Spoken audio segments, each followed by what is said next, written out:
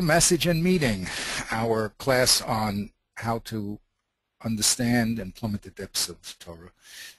This section we're calling Inside Out because we do what some people forget to do, which is to start the source, and that's what the first part of this activity is called, Reaching the Source. This beautiful picture is not my wife's, but it's the source of the water for Yerushalayim. David Melech went down these steps, or whatever was there when he came into the city, and entered the city through this tunnel. This was the water source of the Jebusite city of Yerushalayim when David Melech came in and conquered it. The source of life is the Torah itself, of course, Eitz Chaim Hi. And our beginning of learning is to understand how to take that message of HaKadosh Baruch Hu and expand it to its fine detail. So what I've done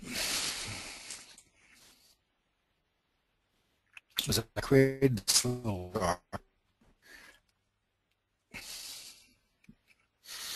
What we're going to do is start, of course, from the Torah and then work our way through. I sent you this. You can control, click, and go on any part of it.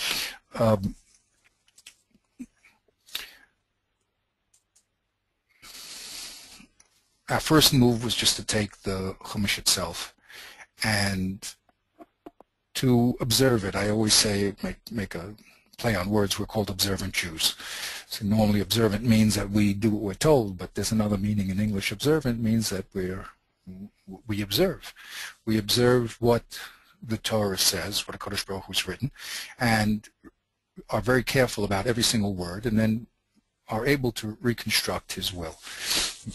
Now, the first move that we did was just to break these cases down into cases and laws, and I gave you a little digital practice on that. You could just do it yourself and just go through each step.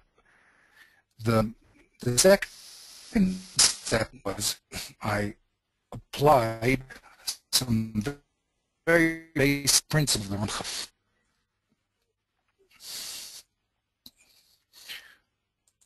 Okay, let's see what those principles are.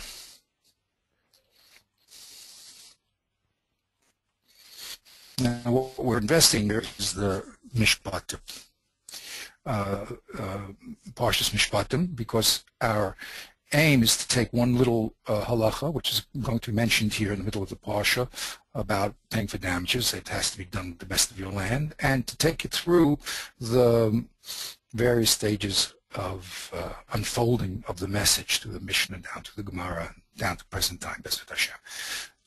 But it all starts here with the Chumash, as we mentioned.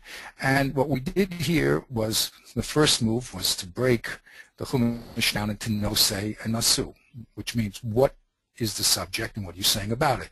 So in the first pasuk here, Ki tikana eved, Ti tikna eved rivri, Sheishanim yavod, Ubeshvi yetzei lechav shechinam.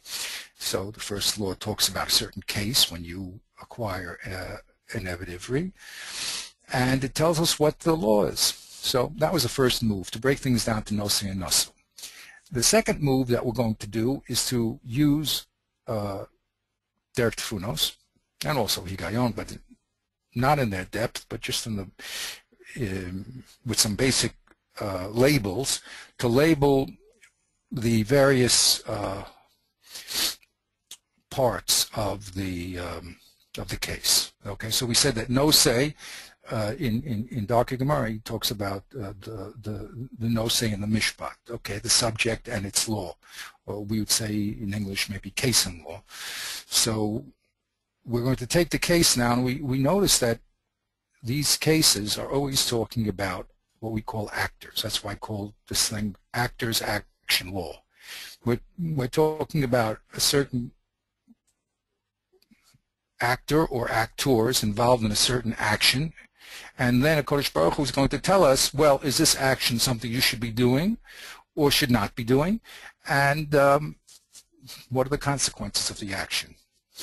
Does it mean there'll be a punishment in this world through a Beit Din, or does it mean that there's a punishment in this world through Kodesh Baruch Hu doing something like chorus intervening, or maybe losing some important position in the world to come?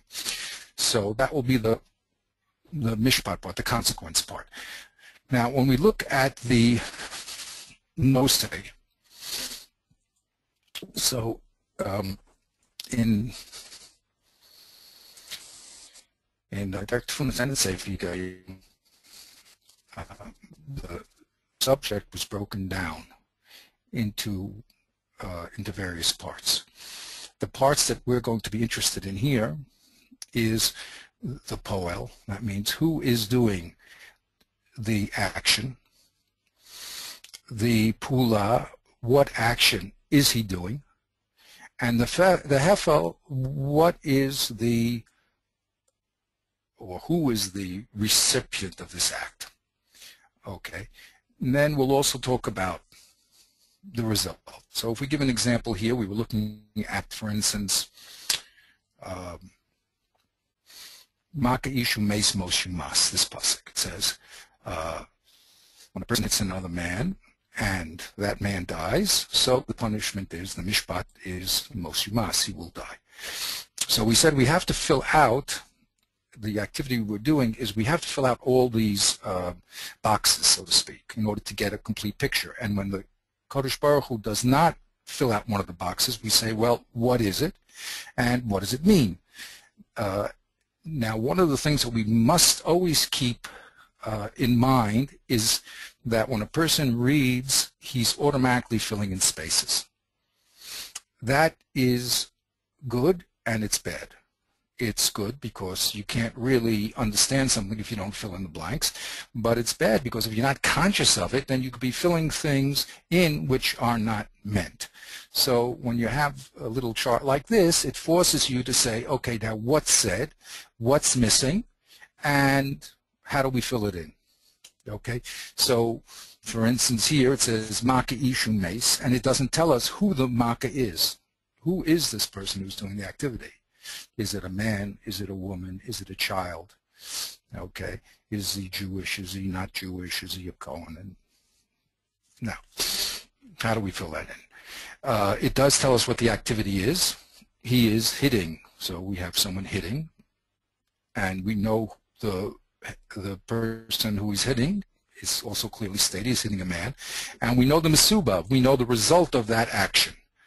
Okay, there's the poel, and then there's the result of it. The mesubav. What's the result? The siba poelis, if you remember, and the mesubav. So we were looking at the mechilta. Let me see if I can get the mechilta up. Before we were so rudely interrupted by the problem. Oops, let's go to Control Home. There we go. And let's click sentence here. And let's go to here. Okay, so we were looking actually at Rashi, which is Rashi activity, something that we've discussed, and now we're going to see one of his activities, is to bring us information from sources that will fill in the blanks. Okay, so for instance, we were looking at this wonderful mechilta, and I took my little chart of the pula, the hefel, and the mesubav, and I'm using it, and I said we can modify the chart. This chart is not Moshe Sinai, but what it does do is the rule here is that let the Torah tell us about itself. If this is the Torah, how the Torah expresses itself, so let's just put some labels on it, that's okay. And let's see if there's a significance to the pieces that are not there. So we were investigating this wonderful pasuk that we're looking at, Umay Kishu Meis Moshimas. We noticed that there was no poel, correct? Now, there's another pasuk in the Torah. Right. Excuse me? Right, Maka Ish was referring to the one who got it. Exactly, but we don't know who did it, right? Right. Now, there happens to be another pasuk in the Torah, in Vayikra, Chaf Daled. What does it say? Ve'ish, The pasuk says, here it is, Ve'ish ki yakeh, I cut out the key, I'm sorry. Ve'ish ki yakeh kol nefesh adam mos yumas. Okay, so let's fill in the blanks. Who is the poel here in this pasuk? The ish. The ish. Okay, so I put, there it is, the ish, right? Now, what activity is he doing? He was Yaakov. Yaakeh. So I put my Yaakeh here, okay, without the key. And then who is receiving this activity? So it says ish kol nefesh adam. Kol nefesh adam. So we put it in over here, right? And what's the result of it? The law? Well, the law is Okay. Oh, sorry, but what happened to this poor kol nefesh? Doesn't say, right? Isn't that interesting? So we have two blanks here, and we have a couple of shinui lashons, right? We have changes of language. So here's a blank. The first one doesn't say who the poel was, right? This one didn't tell us who it didn't tell us what the Masubav was, right? It didn't say what happened to this poor man, right? So there's two empty pieces there, right?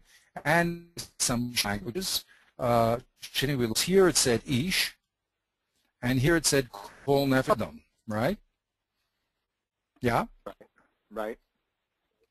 Okay. So now what's nice about this chart is it forces you to think. Analyze. Analyze, exactly. And you can make sure that you're not dropping anything if Great. So now let's see if this has a benefit. I mean, does anyone actually make these observations? Well, lo and behold, Rashi brings a Gemara in Sanhedrin, okay, which is also Mechilta. But yeah, the Gemara in Sanhedrin says like this: Maka Yishum Meis. It says here, Maka Yishum Meis. Well, first Rashi says there's many kesuvim about the parsha of Rotskim. V'mashu bi'adi lefarish lama ba'u kulam efarish. What I can explain, I will explain. In other words, there's a lot of information here that even Rashi doesn't know how to fill in. But he's going to help us by bringing this Gemara in Sanhedrin. Okay, so we said like this. The Gemara says, Excuse me, I'm sorry, I didn't start right. Maki Shumeis Lama Nema. Why do we need the pasuk of Maki Shumeis, which is that pasuk we're talking about? Why do we need it? We have another pasuk that says Ve'ish Ki Kol Nefesh Adam Mos Yumas, meaning that when we use the abstraction, when we extract these two psukim, it seems they're saying exactly the same thing. If you kill another man, then the punishment is death. Okay? So we know that the Torah doesn't repeat anything without any meaning. Every time, every word, every crown on the word we said is meaningful. So these two pasukim look to be repetitious when we abstract the principle and we fill in the blanks. So why are they both needed? Asked the Gemara in Sanhedrin. Okay, so it says like this: Lefisha Namar.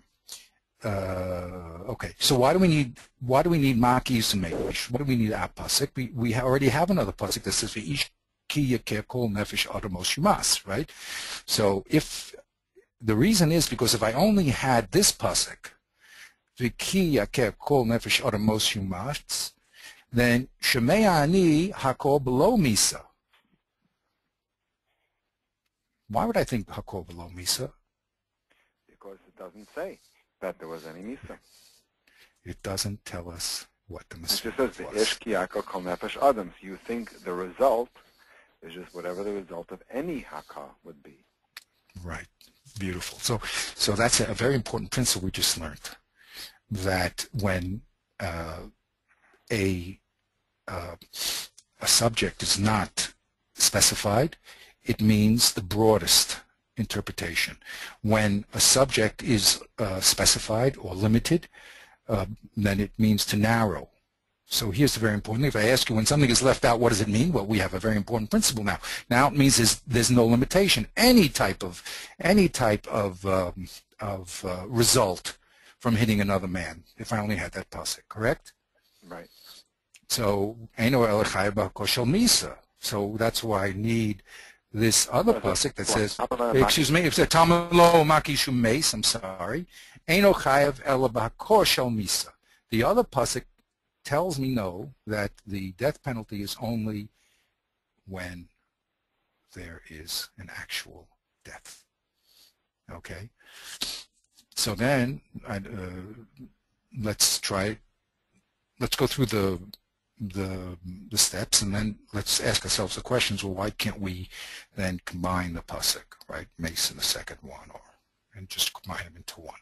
Okay, the second little mechilta, he says what? Ve'im nemar makeish. If it only said our first pasuk. Okay, pasuk. I wrote pasuk A here. Right. Our first pasuk. V'lo nemar ve'ish ki yakeh. And it didn't say the second pasuk. Hayiti omer eino chayev ad shiakeh ish. Hakoat ish b'sakatin menayin Talmud lomar ki yakeh kol nefesh adam.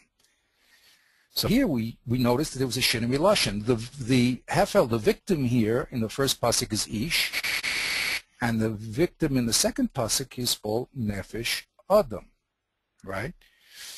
So if I only had the first pasuk, I would have a havamina. Maybe the terrible death penalty of misa is only applicable when a man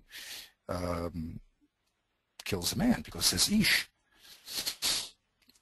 How do I know that it's even an ish and a katan? Because it says kol nefesh, to include ish. Here, this pasuk ish was a limitation, right? Right. You say ish and not ish or katan. This pasuk then expanded it to kol nefesh adam. Great? Yeah. Okay, let's go weiter. We did this last week, but would you review it a little? V'od ilu nema makeish, if it only said the pasuk, the first pasuk, makeish umeis, right? Shemei ani afilu katan shehiko v'harog yeh chayev. Well, if it only had the first pasuk, makeish umeis, what was our observation? We don't know who is the poel here. It was left blank again, right? It says Makish and Mace. Well, who is this Maka? So, lo and behold, it's the Gemara in Senate. It says, you know something? Since again, here's our rule, it's unmodified. So we'd even think, even if a katan kills a man, it's the death penalty, because we said when something's unmodified, it includes everything. So, even a katan. So that's why we need the second pasuk that says Ve'ish ki yakeh kol nefesh adam. Okay? Great. Now we go a little weiter, the third one. The fourth one. V'od ki yakeh kol nefesh adam. If it was said ki yakeh kol nefesh adam, then I would have said afil nefalim b'mashma, even a kid in a miscarriage in the 8th month, which is a suffix. Less than 30 days. Oh, less than 30 days. I'm sorry. Exactly. Less than 30 days. I'm sorry. You're right. 100%. Less than 30 days. I'm looking at nafil as a miscarriage, but you're right. Up to 30 days, we don't know if it's going to be a ben kayama. So fil nefelim b'mashma talmud lo makeish. So here, if it only had the pasuk that says kol nefesh, so I would say, why does it say kol nefesh? Anything that has a nefesh. So a child, an infant, or a newborn would be in the first 30 days has a nefesh, but we just don't know he's going to be a ben kayama. So I need the pasuk ish to tell me no. He has to have the quality of ish, which means he's a ben kayama. Okay. So what do we see? That our little system seems to be working. First, you have to observe, and you have to fill in all the boxes. And then you have to say, well, why? What's the what the Ramchal called the self-gezerah so in der Tfunos? What's the bottom line of these two statements? The bottom line of two statements are saying exactly the same thing. Murder is chayav misa. So why do we need two of them? So we have to now analyze. Well, let's see if there's any things that are not spelled out in one that is spelled out in the other one. Okay, so we found these two empty holes here, and then we found the shinui lashon over here, Okay, and lo and behold, their observations were observations that were very significant to form the true definition of Misa. Okay? Yep. Yep. That was the activity. Now, that we did last week, and we were just about to get to a very critical. Now, I did by, when you get this document, you're welcome to do this, try it yourself. Okay? Here's I indicated here all the places where Rashi happens to bring in this little section two pasukim that seem to be saying the same thing, and makes his inferences and shows us the limitations of the law. Okay, and so you can just do it and just see it, and I think it's very, very exciting. Okay, here I left some out so you can put it in. Right. Okay, but what I want to show you. Okay, when we were so rudely interrupted. Okay, let me see if I can find it. Okay, I should have marked it better. Here, nope. Oh yes, here. Okay, in this little pasuk, so in this little pasuk, Haganav Ishu Machro Ki Motze Haganav, Rashi says, oh here, Unimsa Biado. Okay, it says, Shirom. Remember the Ganav gets caught. The Ganav of an Isha, of a human being, gets caught, and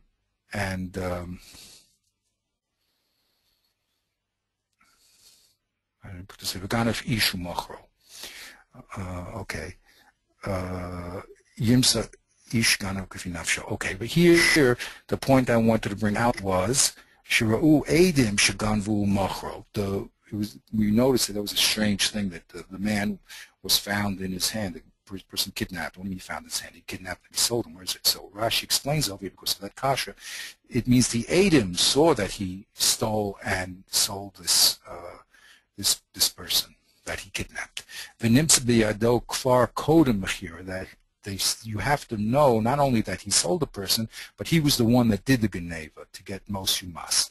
Now here, in Mos Yumas, Rashi, yeah? Rashi's making Sorry? saw that the thief in possession of, or the kidnapper in possession of the victim. Exactly. So here, Rashi makes another observation. Now remember, we only did the first part of this analysis, which was the case. Who's doing the action, what action he's doing, who's the victim, the result, and what happens to that poor victim. Okay, but on the other side, we have a din. Okay, what's the law? So now we said we have to now recreate this whole system of how it works, a basin of 3, of 72, how do you take 8, and that's the whole other side of Mishpat. In other words, who are the Poalim here that makes this judgment? Is it B'dei Shemayim? Is it B'dei Adam?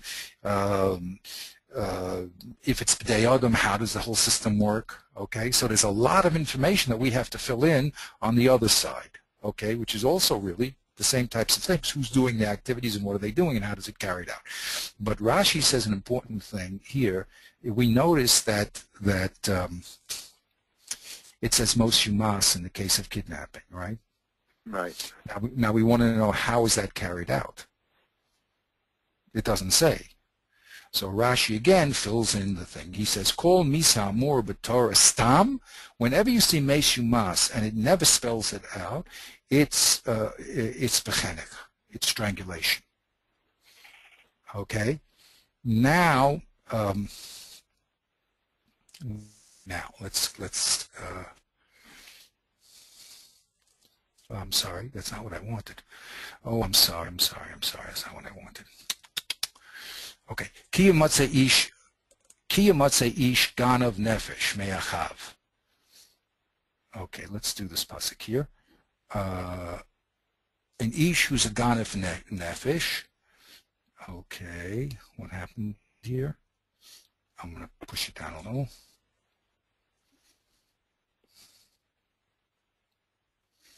Okay.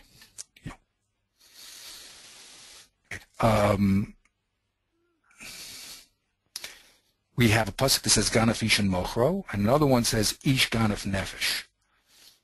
Okay? Now, we have Mechilta.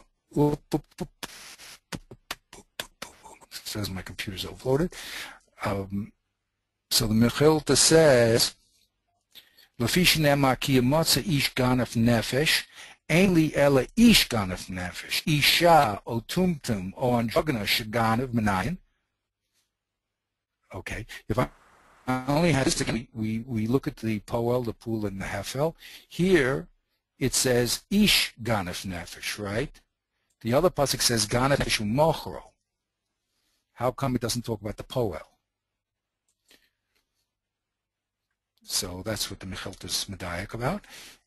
Ein li ela ish ganaf nefesh, isha o tumtum o andragana shaganav menayin talmud loma v'ganav ish umochro. What do you mean ganav? Where do you learn that from?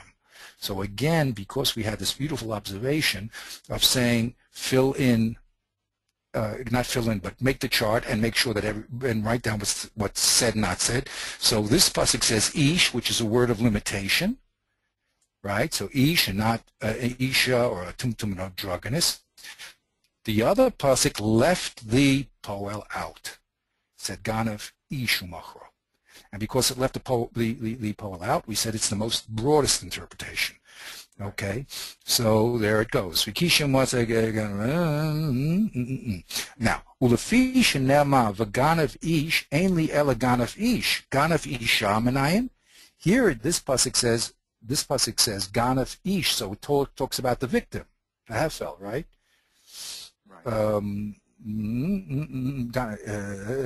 Ganav ish tamid loma ganav nefesh. So nefesh comes to expand on the limitation of the ish.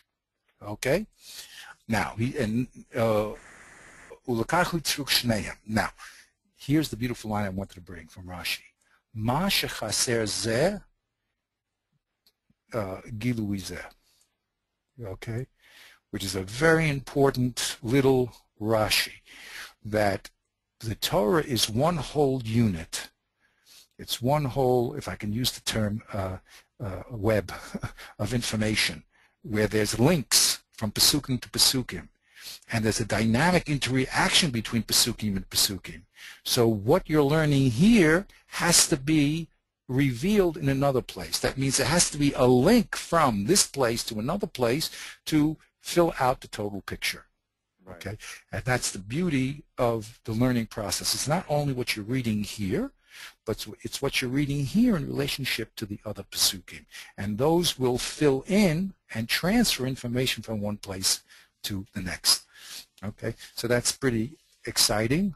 And I said you can try it out. You know, take this little chart and go with it. You know, and see what information is there and what information is missing, and then you'll be on the conscious track of knowing what has to be filled in, and then you're going to have to find it. So either Rashi will tell you where it is, or Rishonim, or someone will tell you. But believe me, whenever there's something missing, we got to fill it in. Okay, so that's more or less part one. I mean, of our little class. But now we're going to go to an exciting second part. Okay, here's our chart now. Now I took all of Mishpatim and I did this little chart, and then I left blank, or supposedly left blank, right? Right. A wonderful activity. Good. So, and I call it, remember, actors, action, and law, because we're always involved in an actor, someone doing something, an actor, yeah, that's an O, say someone who's doing something, and what he's doing, and then the law, the result. So that's the case and the law. Then we said we can break the case down into the poel, this pula, who the pula is affecting, the hefel, and the result of this poor hefel, what happens to him. Okay, now, what I'm going to do here is go to the next little section, which is the section that we're going to concentrate on. Okay. Now we're let me just go back here. This first section, okay, was talking about the Evidivri, which we mentioned. Why is it starting first? Either it's an introduction, or because it's starting from the person himself, does the damage to himself. But the second section of Mishpatim talks about cases which have the penalty of Misa, okay, death penalty. Now these cases start with Maki Shumes, a man killing a man. Okay, then we go into whether it's Besogeg or Bemazid. Then we go to Maka Avivi Mo, and we don't know the result, you see.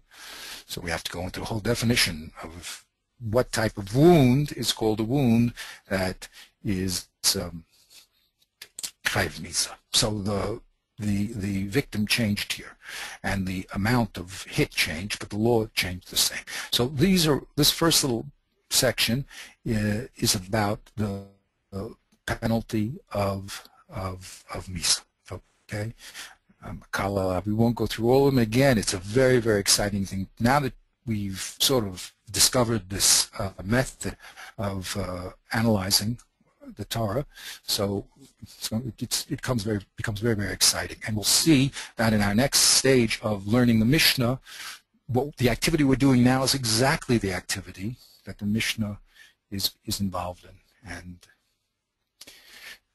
that's where everything is going to come to the next level. First, let's stick in this level. Okay, so we were starting last week. We were starting to analyze the second part.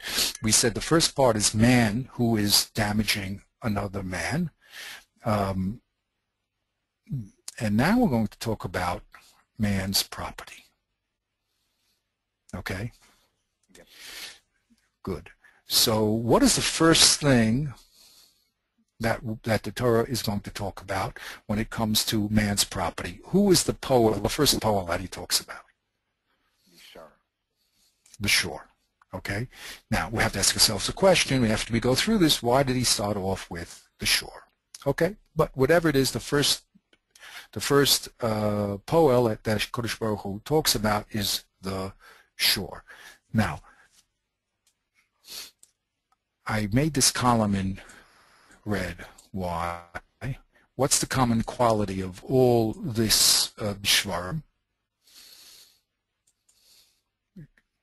in this first section? All the shvarim in the first section is that it's doing damage. That's correct. Any particular type of damage?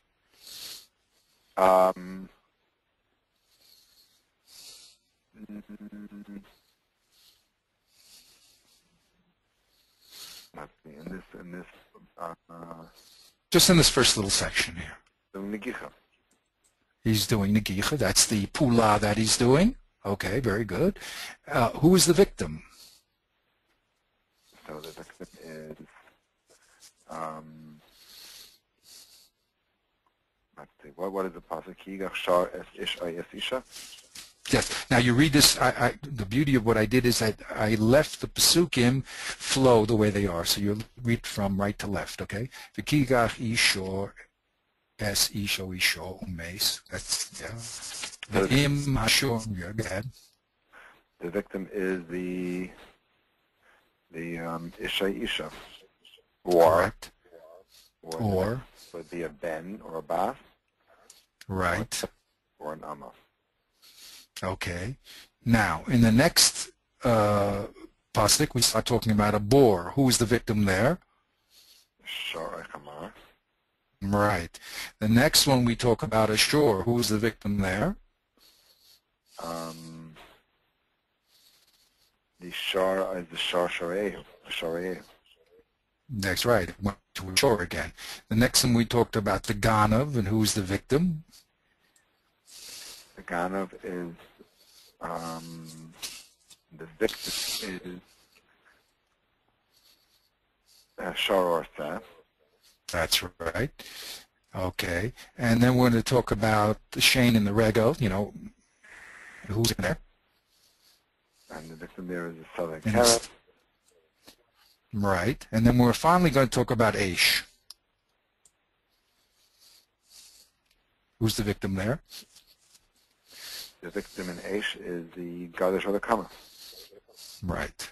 Now, if we compare the victims, we start off with this victim. Who are these victims here again? So you have the Ish or the Isha, the Ben, the Mm-hmm. Bat, the Eved or the Amma. Mm-hmm. Shor Yes. What Hama, puts them together is okay. What puts these together as a category, as opposed to the next category? the poem. That's true. But why are they similar to each other? What category do they fall in? Or humans. Exactly. Exactly. The victim in the first case is the humans. The second case, the victims are, the second series, the victim is my green victims. The green victim. What are they? Oh, the victim. I didn't realize that. Okay, the Shor or Chamar or the animals. The next victims are animals, right? Right. The third victims? Is inanimate objects. Field. That's correct. Isn't that beautiful? Yeah. Yeah, but so the note, Okay. but it's interesting that so the Torah is saying the Shar is damaging humans, the Bar is damaging the Bar and the Keren is damaging animals. The Ganav And also the Ganav. Yeah. Ganav is stealing livestock as opposed to stealing objects. Human beings, right?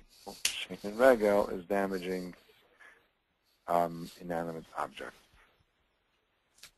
And then, of course, if you learn that from one to the other and the other from one, and that, of course, is the yeah, exactly. Well, exactly. When we make our chart, we're going to have to say exactly what you just said. We have to fill them out. But at least here we see a beautiful thing, which is the progression.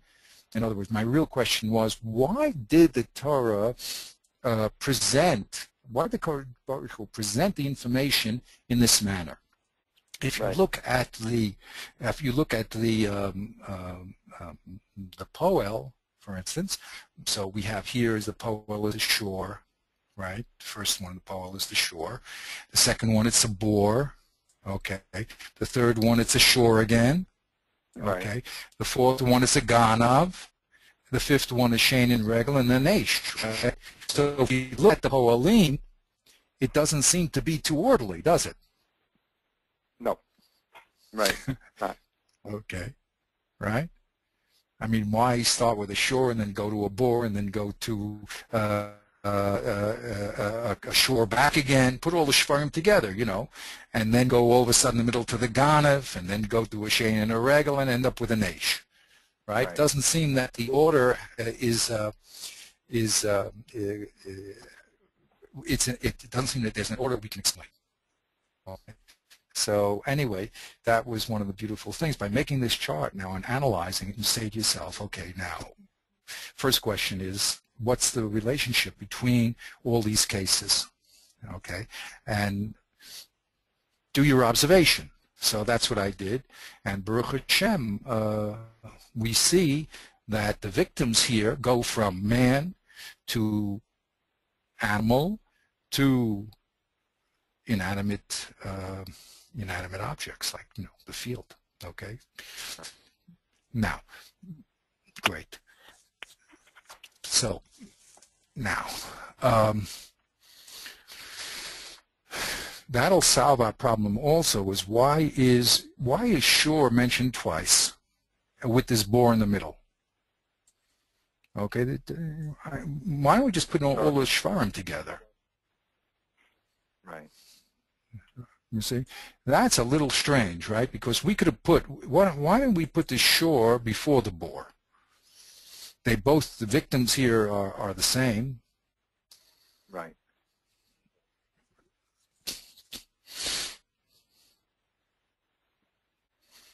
So let's look at the Pesukim. Let's see if we can investigate what's left out, and maybe we can come to a Chiddush and understanding. Okay? Yep. Okay. Okay, so here's our bor. Let's read the bor pasuk, okay, and see what it says. Ki yiftach So you ish read bar. it. By ki yichra ish Yes. bar v'lei chastanu, v'nafal shama shar echamar. The word makes, anything I put in gray is not written there. I started just filling things in. Or balabar Okay, sham yashabal v'amesi alei. right. So the case is if a man opens up the bar, or he digs the bar, Mm-hmm. and he does not cover it up, and Mm-hmm.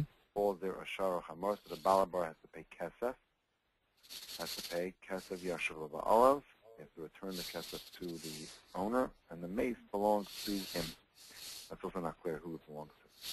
Right, exactly. Exactly. Is a whatever you call it now. It's a Pronoun, I think it's called. Right, exactly. It's an unmodified pronoun, and that's going to be a whole deal. And who is the low? Okay. And by the way, this is the pasuk that one of the key pasukim that we're going to be involved in, because there's these extra words over here. Okay, Yashi L'Balav. It should have said Balabo Yishalem Kesev L'Balav, right? The Balabo should pay money to the owner. So this extra word Yashiv, we're going to have to understand what it's doing there. So it comes to Mar, but we said Shavah Kesef, even though that's ahead of the game. But again, key words, no extra words. Whenever there's an extra word, a flag goes up, or the duck comes down, whichever your your frame of reference is. And I say, what is it there for? Okay, very good. But we're looking for the answer to our question, which is why is bore put in front of shore? Okay, that's our question. So we've noticed, let's first try to make observations about what is left out. Okay, and just in this pasuk of bor. Okay? Yeah. So you go. So what's left out? So the kiyiftach ish bar. Yes. That's the ish. Like yichra ish. Now, that's why I put it over there. Oh, I'm sorry. That's why I put it over there. I forgot my own system. When the Torah doesn't always say ish ki yiftach bor. It doesn't always start with the poel, right? So, right, but it says it but since the poel is there, so I put it in gray. In other words, I don't make up. Well, I should be consistent. Maybe I should make a difference of blue and gray. There's certain parts where I put in the left out blank, and there's certain parts where it just happens to be not said that way. So, but here the ish is said, so we don't have to worry about that, right? What's the pu'ula of the ish? The pu'ula of the ish is that it's yiftach or yichra a bar. That's right. So he does that's one of the pu'ula is. Right. So the Gemara, again, it pops out at you. If I know one, why do I need the other one for? We have to go which one's Kal, which one's Homer. No, play with that, but we'll do that in the next level. But okay. And why didn't you say V'ki yiftach o yikra ish? Yeah. Right. We could have saved words, yeah. And also, why here it's spelled bor with a vav, and I don't think in the pasuk it doesn't have the vav in the second pasuk. Okay, but those are just little observations, which we're not just so. But we do know that the Torah is telling us the pula of the ish, right? Right. Right. Two pulo, two that he's creating this bor, and two. Or it gets a question of the vav. And he doesn't. Is it an or? What happens if he finds a bor created and he doesn't do it? But these are all interesting questions. In this case, that would be an or. Okay. Yeah.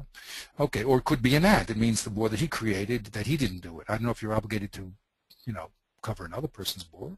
But that's all interesting things. But anyway, those are the pulo that the Torah is talking about, this ish doing. He's opening the bor, he's digging the bor, and he's not covering the bor. Those three things. Okay. So now we have another character on the field. Who is the other character? It says, continue, v'nofo. Shama, so that's what happened. V'nofo Shama, so that's the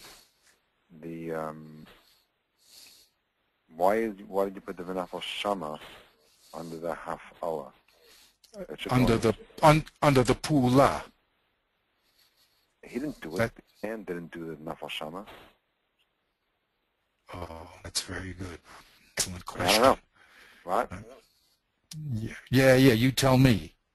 I mean, what the man did was that he dug the bar, Right, opened the bar. right, Now the right, bar being the bar being an open bar caused the shar or the chamar to fall in. So if the poel is the ish, so did he he didn't directly cause the shar chamar to fall in. That was the result. His result of his action was the nafal shama shar chamar. right, So right, I would say that belongs in the Heffel column, the nafal shama shar chamar. right. Now the reason why, not bad. I mean, again, this is all open. You know, this is Right. you and I are just here, just trying to put these things together and trying to learn a little. Well, Right. definitely we'll agree that the Hefel, we know who he is, right?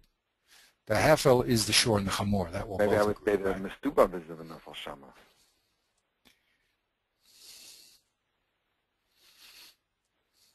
Now that's very interesting. And the mistubab is the nafal shama.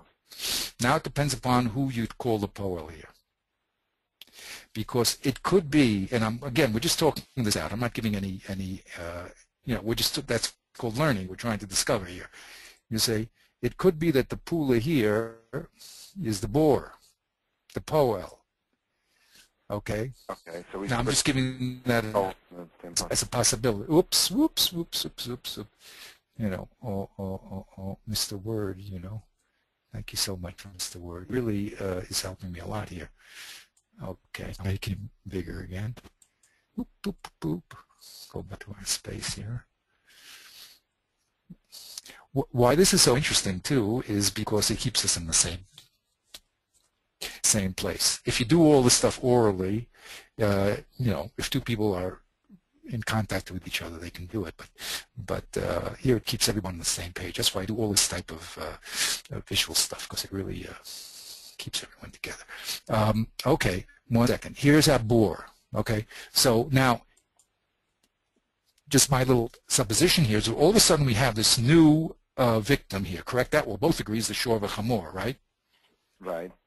Right? The question is, who's the poel? So you say the poel is the man, right? But we know that this is an indirect cause, because it's not like he hit the shore. Right. Right? It's his bore that's the poel to the shore. Right. Right? So that's why I wanted to say, again, we have to talk this out how it works, but the man's creating this bore makes the bore the poel, so to speak, for the shore and the chamor to fall in. Right. Okay? So that's why I wanted to put him a nofel shama, you see? The shama. There it is. The shama is what? In the bore. In the bar, right. In the bore. So here the poel is the one. Now it's funny, and again this is going to be one of our observations in learning, to say that a bore is poel is a little bit strange, right? Because a bore didn't do anything. It's like, okay, your shore is poel. It's a siba poelis. It has the ability to move and to damage it. Remember that? Right. Right? But here the animal's falling into the pit. So it's almost as if he's hurting himself. Okay, right. But so then we had all this tremendous alumnus, but look at this beautiful thing here. We noticed here that the poel is not mentioned. Okay, right. Well, it does say nofel shama. So I wanted to say the shama is the bore, and the poel is the bore, and the chiddush is that your bore, even though it's a passive damager, and the person that did the poel really here is the animal, right? He walked into the bore, I suppose, unless we have to figure out that maybe there was someone in the bore. All these stories, we'll have to, But anyway, that's why I put the nofel shama, because it introduces another character called the shor and the chamor, and it doesn't tell us who the poel is. Right. That's exactly what I wanted. So I filled in the poel. You want to make it the mesubab of the man, which is correct. He is a mesubab. But the direct. Remember, we had in causes we had the siba semucha and the siba rechoka.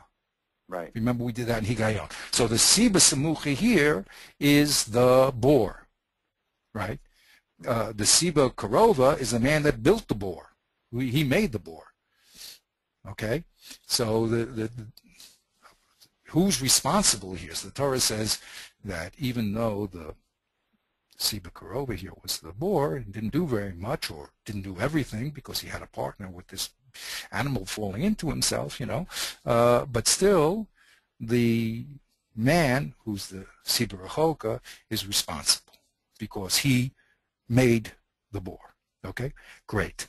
Okay, now let's go. I remember our original question. Our original question is, how come we just spoke about the shore damaging man, and why did we all of a sudden go to bore? Why didn't we just go right away to this next case of shore? So let's read this next case of shore. What is it talking about? You're on. Yes.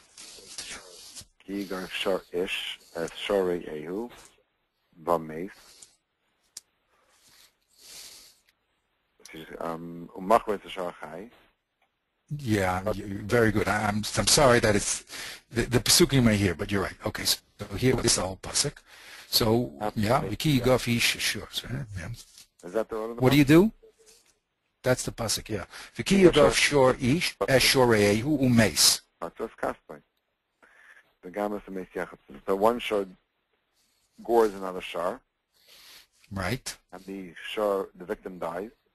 Yes. Sell the live shar, divide its money, and the value of the dead shar you also divide. Right. So then we said there's three mishpatim, because there is Machras HaShorachai, you sell the Shorachai, V'chetzias Kaspo, between the two, between the what do you call him, the perpetrator and the victim, right? And V'gam es Hamesh Chasun. And now we have to talk about the dead animal, right? That's because he died, so you also split him up between the two parties here, the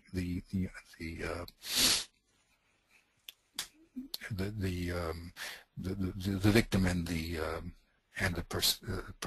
Okay, those are the perpetrator. Okay, good. So now let's go to the next one. Again, I realize it's a little funny way I'm doing it, but this is the pasuk here. Shar naga chumit moshel shain v'lo yishmer balav shalim yisham tachas shar. My computer just went to sleep. Okay, we'll back up. Okay. As long as you're not asleep. Great. V'ameis yellow. V'ameis yellow. Shar yisham shar. Okay, so the next pasuk is that, or if it was known. Now it doesn't say who knew, but it was known. Great. You see, you're doing it. Right? Now, without this little chart, you just read it, Yalla, this whole parsha we read in 3 minutes. We say Mode, and that's the end of it. You know what I mean? Okay, right. But you see, now you're forced to say who's doing it. Anyway, it says Vinoda. Good.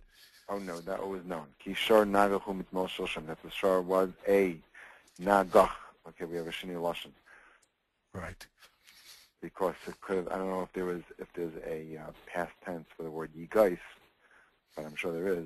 It could have said Kishar Nagafu Mitmol Shoshan. Okay. Very good. There's Shinui Lashon there. Yigof, Nogach. What's going on? Right. If it was known that the shar was a Naga from yesterday and the day before, mm-hmm. and the owner didn't watch him, so then here it says clearly who didn't watch him, so Ba'alav. Right. Shalim Shar Tachas Shar, then the din is that he has to pay one shar for another shar, and by Meis Yelai, and again it's not clear who the mace belongs to. Okay, so this is a pasuk talking about where it's known. Okay, what's the difference between the law in the first case and the second case, and what's the difference in the cases? First of all, as far as this what do we call him, perpetrator? Right. So in the first case, it is the first time that the shar is doing its damage. Very good. And what's the din? And the din is that the value of the shar and the value of the mace get split between the owner of the shar and between the owner of the victim. Mm-hmm. And the second case? The second case is it is known to somebody Mm-hmm. who, that the shor had done this twice before, on 2 different days, one yesterday, one the day before. Mm-hmm. That's taking the pasuk literally. And Right. Balaam did not watch him, so therefore there was negligence here. Mm-hmm. Then he has to pay the full value of the shor that was killed. Right. And then Good. the lawyer, again, we have to figure out Who's the lowest? Great. Okay, so in the Lashon of the Gemara, this is going to be called a tam and a muad. Okay? Right? This is what they're called. Now, remember, that was one of the terms of the Ramchal, by the way, muad, because he means testified against, right? Because it says here, no dahu. Okay, so now let's fill in a little the spaces. Let's see what's happening over here. And again, I had to, manipulate around, because the pasuk doesn't talk about the pole, the pool, the hefel, and the msubav, which is, the clearest way it could be talking, but it has its agenda. We have to figure out why it doesn't talk that way. Someday it does talk that way, someday it doesn't. That's also a shit, and we would have to understand why. But let's just first get the boxes, okay? Okay, so we'll start with here, the first box here, okay? And you can disagree with me, I just did it because, just to show the significance of this activity, and but like you said, just you can do it too. I'm doing more than ask myself these questions and fill out the boxes. in the poll, okay, let's get to the first one. In the poll, I think you put in too many words. I think we should just say shor-ish. Yeah. Okay, great. Now the reason why now you and I will have to figure out some sort of what am I calling it? Some sort of indication. But you're right. I didn't want to hurt the pasuk. You see, what I'm trying to do is almost the impossible. So you're right. So shor-ish. Okay. Rashi says over there shor shel-ish. Why does that say shor-ish? Of course it says. Who else is it? The shor of who? You know what I mean? Shor cotton. Shor isha. Shor shel hefker. But anyway, it's a shor-ish. That's the question. Okay. And okay, very good. So that's the poel. What is the pu'ula? So the pu'ula was yigof. Yigof. And as you have to mentioned, to make this instead of gray, to make it like an orange. Okay, you can help me with my color pattern. Is that all right?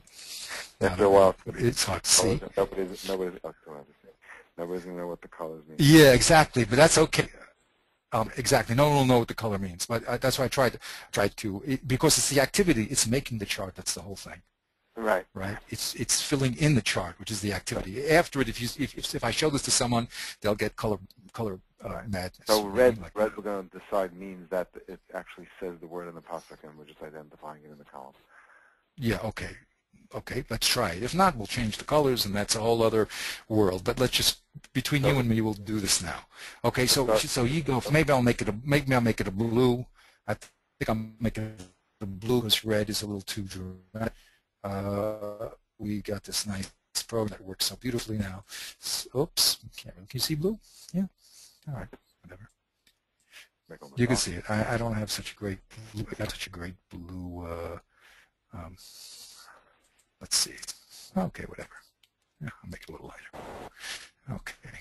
Can't play with the colors too much. All right, leave it like that. What's the difference? Anyway, that means that it was mentioned already. Okay, so that's the pula was yigof. Okay, notice that the pula before was what? In that pasuk before we started talking about the shore. Oh no, even this year.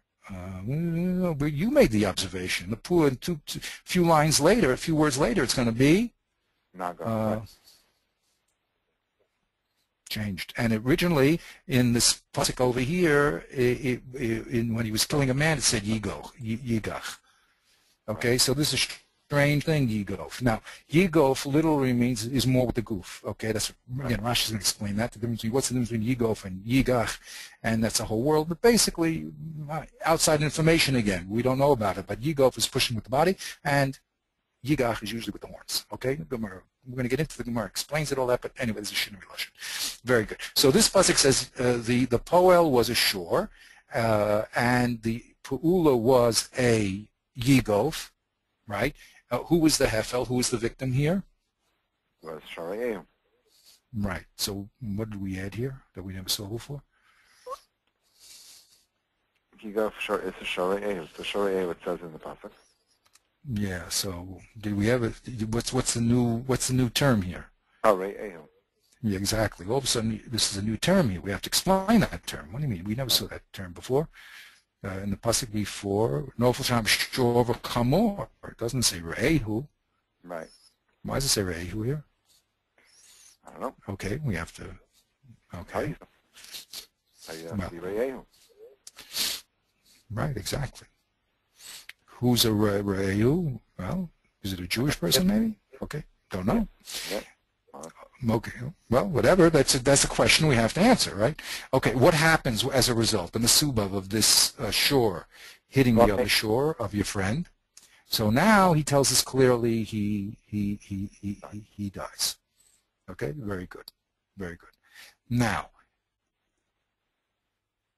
the second pasuk here. What does he say?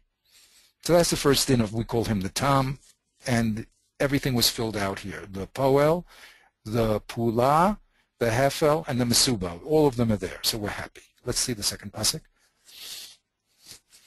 Onoda, or it is known. So now this, it is known. So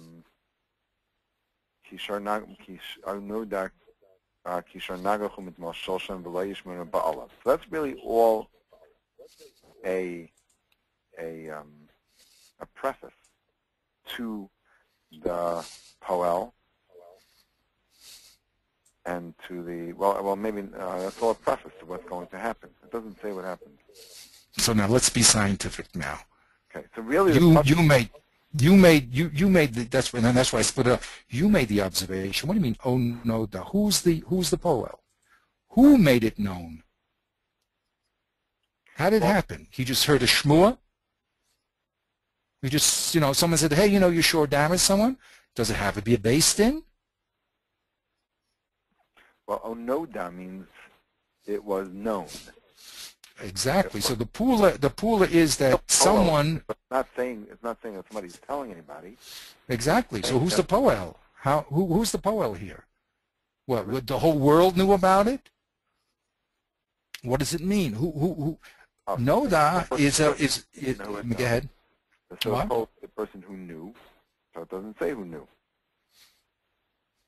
Exactly. And obviously, the simple thing to say would be who would be the one who is likely to know.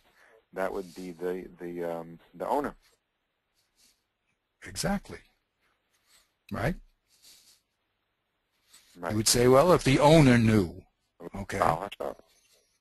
Okay. And you want to put in, and you want to place the Bala Shore knew, if the Bala Shore knew.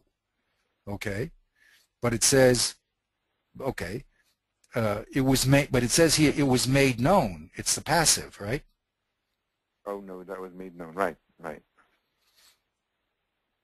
Now you could say, well, the Balabor, his friend told him. Okay. Right. But again, this is a question. Okay. So, in a very important question, how does he have to get this information? You see, two people have to go over to him and say, you're sure hit, right? Or they have to go to Basin and he has to bring him to Basin and they have to claim in front of Basin, you're sure hit, right? Okay, good. That only the questions I'm bringing up here, okay? Because every space has to be answered. Okay, so but why did I say no here? Who is known? Okay, so you would want to put, and I would want to put, the Baal has to know, right? In other words, the hefel of the knowing is the Baal, right? He has to know. What good is it if his wife knows, or his mother-in-law knows, or the whole town knows if he doesn't know, right? Right. Okay. Right. So, very good, excellent. So that's why I put this line. No, we have to know who is the power. Let's say. It could be the based in, it could be just Shmuel, who knows? But we know that the Hefel here, the person who knows, who was made known, was the Baal. Okay, that's what we would put in here. Okay, now what does he have to know? Now I made this a new line. Kishor nagahu mitmol shulsham. Right, that he has to know that he was a shor nagach from the 2 times. Right. So now it's very interesting because now we already introduced the concept of time. Now time is another aspect that we spoke about heavily in our logic things, right? But here it's always good to say, what does the time modify? So that's why I put it in this box, only because even though it's a new concept called time, it modifies what? You see? It modifies the negicha that he did. That's correct. It's exactly the pula that he did, right? Right. Right. So that's why I kept it in the box of the pula, even though because it's an aspect of the pula. The pula has to be done 3 times. Okay, they learn 3 times, 3 days. It looks like 3 days. The whole big problem there in the Mishnah, Rabbi Yehuda, is it 3 days? It's 3 times. But here it looks like 3 days, right? Because there's today, there's yesterday, and the day before. That's 3 days. So, okay, but that's why I put it here. That's what I'm just saying to you. I kept it in the pula box because it's a modification of the pula. All right. Good. Now we have another character. You see? So that was talking about the shore, right? We have the shore. We have the pula that was done. There's no hefel here. I mean, except that he damaged it. Yeah, sure, there's a hefel. There's another shore that he damaged, right? Well, right. Well, that comes later on. It's after something happened. In other words, you have this preface that the poel was supposed to know something, and therefore the poel was supposed to do something, and he didn't do it. What didn't he do? It was V'lo Yishmer Balav. Right. So here, who is in this little section, V'lo Yishmer Balav, what was the poel and the pa'ula? The poel was the Baal. Right. And the pa'ula was V'lo Yishmer Balav. The pula was shmira that he didn't do, right? Didn't do it, right. Exactly. So it's very important that we said, this seems so simple, but it's really, really very significant. I mean, again, anyway, there's the actor and his action. There's 2 types of actions, ases and loses. I mean, this actions you're supposed to do and the actions you're not supposed to do here, right? So here he did not do the positive action of watching. Okay? Right. And, okay. So then we have adin. Okay, shalom, shalom. Go ahead, what? Go ahead. I'm sorry. Go ahead. Yeah. What was the hefel? What didn't he watch? Well, he didn't watch his shar. Exactly. And therefore, so I have the poel. The poel is the baal. The pula he didn't do was shmira. The hefel that happened was that. You have to have the result. Where's the result? What was the result? That the shor was nagach. It doesn't say that. It doesn't what? We know the action, but what was the result? No, it doesn't say the action. It does say the. Well, oh, what? It says here the shor was nagach another shor. It doesn't say it. It says, oh no, Zaki shor nagach mit Moshe from Leishmer and Bell. Period. He didn't watch him. What happened? He escaped from the hand and he went and did damage to another shor. That's missing the whole. Again, that's that we put in. You're right. It didn't say. You see how my mind already filled in the box? Right. And you're right. It never said what happened.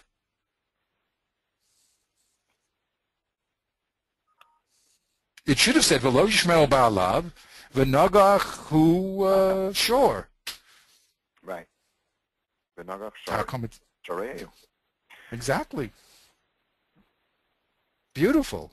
See, my mind. You see what happens with the mind? I put all that in, and you said to me, "Stop," and you're right, 100%. Doesn't say what happened. Right. Okay. How are we doing on time? Another like 5 minutes. Okay, here. Yeah. Okay. Great.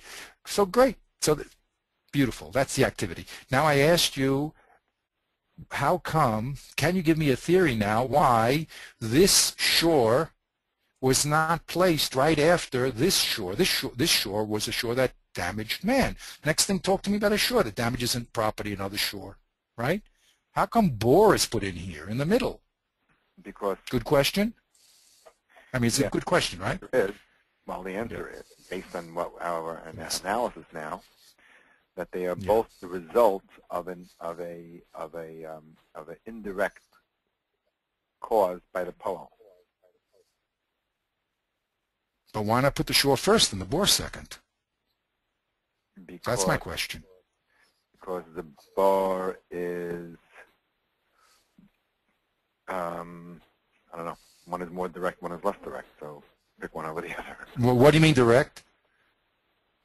In other words, the bar is more of a direct cause. Well, I don't know which one is more direct. No, they're both Bar, direct. Oh, Adarabba, that's more indirect. no, let's analyze it. The bar, he opened up the bar, comes along the Shara Hamar and falls in. They weren't there. Right. So he really, it's a little bit less in his control. The shar, where he should have known to watch it, and he doesn't pen it up properly, he doesn't put proper locks on his gates, and the shar now escapes, and it does damage. So he should have been more aware that damage can occur. The damage is much closer. So let's put the shore first, then before the bore, according to that. Why is the bore before the shore? No, because it's going in order of tamu. It means he had no net with. Oh, no, I'm talking about not tam and mu'ud. That I understand. I'm talking about why was this case of bore written first and this case of shore written second? This case of shore should have followed this case of shore. Right, no, it's okay. So that case of shar is kiga shar is shareu. The imshar nagahu. The chiyigav shar is onoda kinagahu. Well, first of all, it's the same pasuk. Why did it say it twice?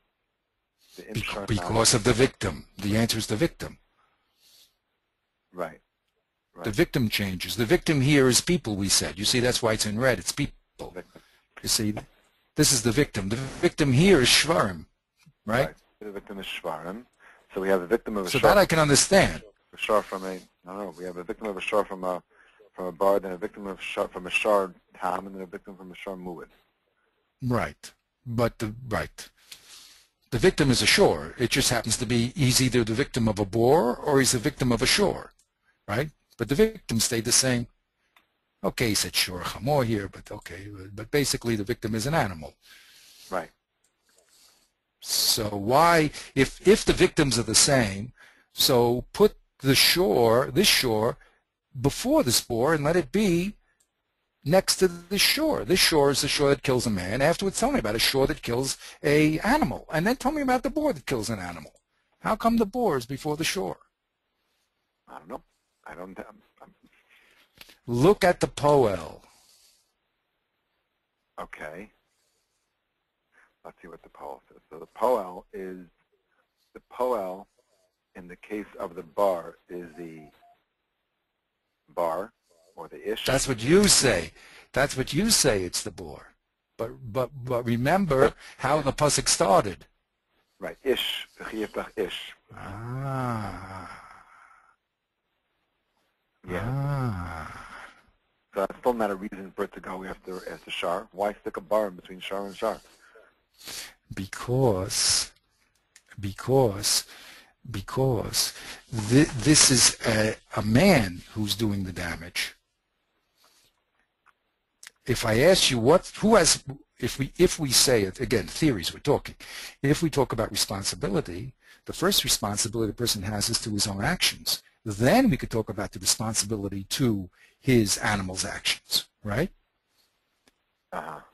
So he did the bore. He was more directly involved in the damage than when he didn't do shmira.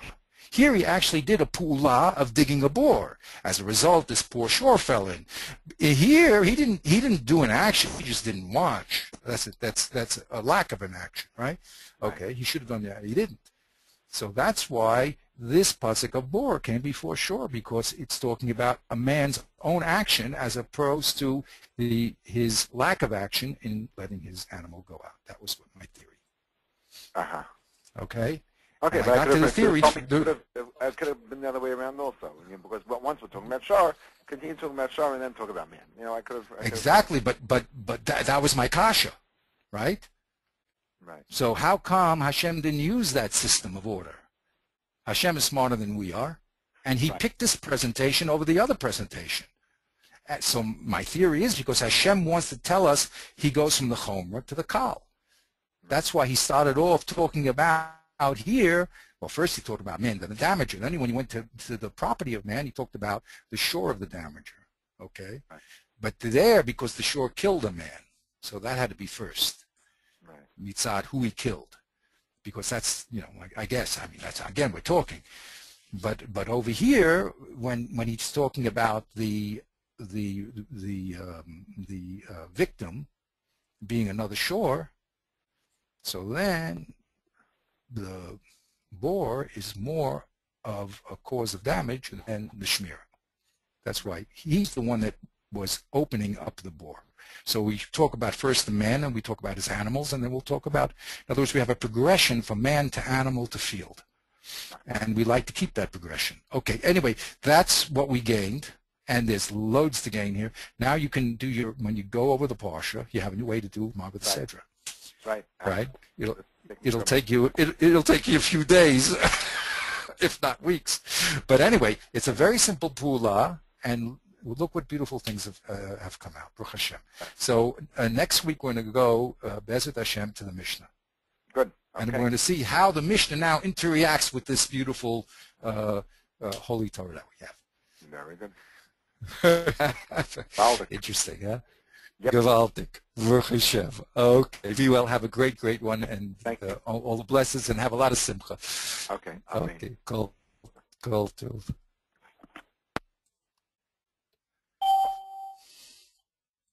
The organizer